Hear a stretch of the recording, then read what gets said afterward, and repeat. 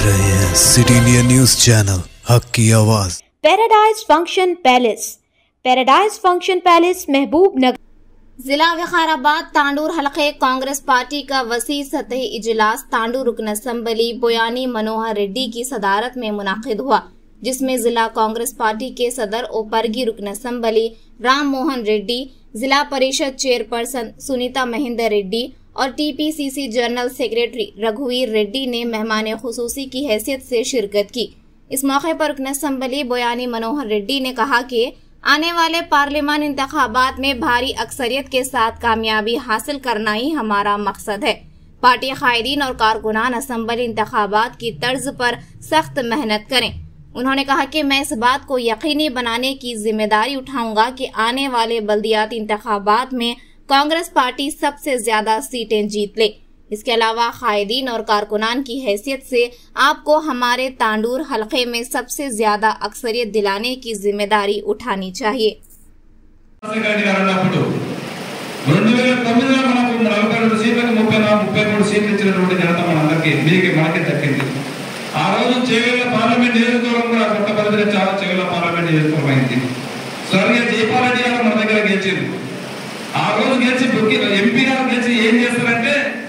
మన వికారాబాద్ చార్లే టౌన్షిప్ ఇచ్చినటువంటి ఘనత ఆ రోజు స్వర్గీయ జగ్గిపారెడ్డి గారికి దక్కింది. గత 10 సంవత్సరాల నుంచి ఇద్దరు ఎంపీలను గెలిపించిన మనము ఏం చేసిరో మీరందరూ కూడా ఒకసారి ఆలోచన చేసుకోవాలి. ఒకసారి విశ్వేశ్వరరెడ్డిని గెలిపించిన బీఆర్ఎస్ పార్టీ నుంచి, ఒకసారి రంజిత్ రెడ్డి గారు తెచ్చిండ్రు. మన నియోజకవర్గానికి కానివ్వండి, మన పార్లమెంట్ నియోజకవర్గానికి కానివ్వండి, ఏం చేసిరో ఒకసారి మీరందరూ కూడా ఆలోచన చేసుకోవాలి.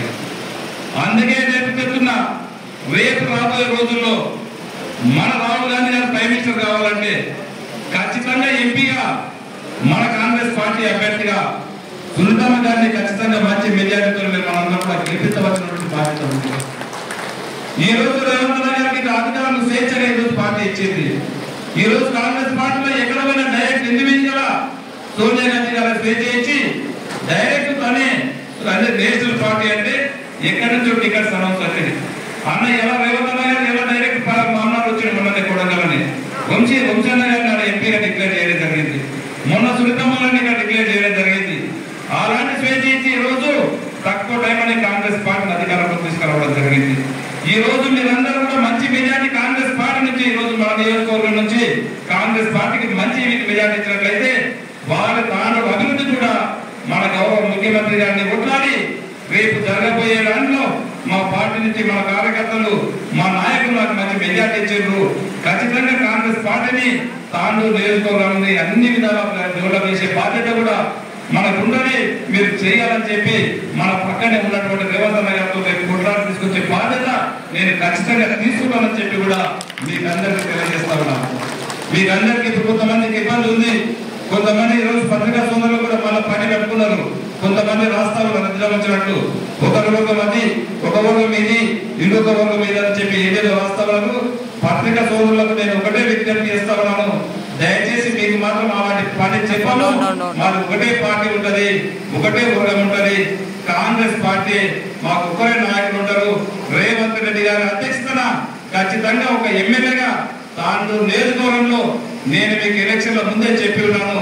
ప్రతి గ్రామంలో ఈ రోజు నన్ను గెలిపించడం గొప్పతనం కాదు. మన గ్రామంలో సర్పంచ్ గెలిచినా మన పార్టీలో గెలవాలి, ఎంపీటీసీ గెలిచినా మన పార్టీ తరఫు నుంచే గెలవాలా, ఎంపీపీ గెలిచినా మన పార్టీ అధ్యక్షుడు గెలవాలి, జెడ్పీటీసీ గెలిచిన మనలో గెలవాలి, సింగల్ విండో చైర్మన్ అయిన మనలో గెలవాలి, మన కాంగ్రెస్ పార్టీ నుంచే గెలవాలి. మిమ్మల్ని అందరినీ కూడా గెలిపించే బాధ్యత తాండూరు నియోజకవర్గంలో ఖచ్చితంగా రేవంత్ రెడ్డి గారి అధ్యక్షతన, మన జిల్లా పార్టీ అధ్యక్షతన ఇప్పుడు ఉన్నటువంటి మన స్పీకర్ గారు ఉన్నారు, వారి సహకారంతో మిమ్మల్ని అందరినీ గెలిపించుకునే బాధ్యత నేను ఖచ్చితంగా తీసుకొని గెలిపిస్తానని చెప్పి కూడా ఈ వేదిక ద్వారా మీకు అందరూ కూడా తెలియజేసుకుంటూ, మీరు ఎవ్వరు కూడా కంగారు ప్రవర్తన అవసరం లేదు. ఖచ్చితంగా ట్రైనింగ్లన్నీ కూడా మీ గ్రామ కమిటీలో గ్రామ కమిటీ అధ్యక్షులతోనే చర్చించి తప్పకుండా ట్రైనింగ్లు కూడా తీసుకుంటామని చెప్పి కూడా మీకు అందరికీ తెలియజేసుకుంటూ, రేపు మనకి ఇంద్రమ్మ కమిటీలు ఉన్నాయి. ఖచ్చితంగా మనం ఆ రోజు చెప్పిన గ్రామాలకు వెళ్ళి 6 గ్యారంటీలు నమ్మండి, కాంగ్రెస్ పార్టీని నమ్మి ఓట్లు వేయండి అని చెప్పినాం. మీరందరూ కూడా ఇంటికి 10 సార్లు తిరిగిండ్రు, ఓట్లు వేయించిండ్రు. ఖచ్చితంగా వారికి మీరు చెప్పినట్లుగానే ఇప్పటికే 4 గ్యారంటీలు కూడా ఇంప్లిమెంట్ చేయడం జరిగింది. ఆ 4 గ్యారంటీలు కూడా మీకు తెలుసు. ఆ రోజు మహిళా సోదరులకు యావత్ తెలంగాణలో ఉచితంగా బస్సు సౌకర్యం ఇస్తామని చెప్పినాం. 10 లక్షల వరకు ఆ రోజు ఆరోగ్య బీమా ఇస్తామని చెప్పినాం. అవి ఇవ్వడం జరిగింది. మొన్న 10 రోజుల క్రితమే చేవెళ్ళ నుంచి స్టార్ట్ చేయడం జరిగింది.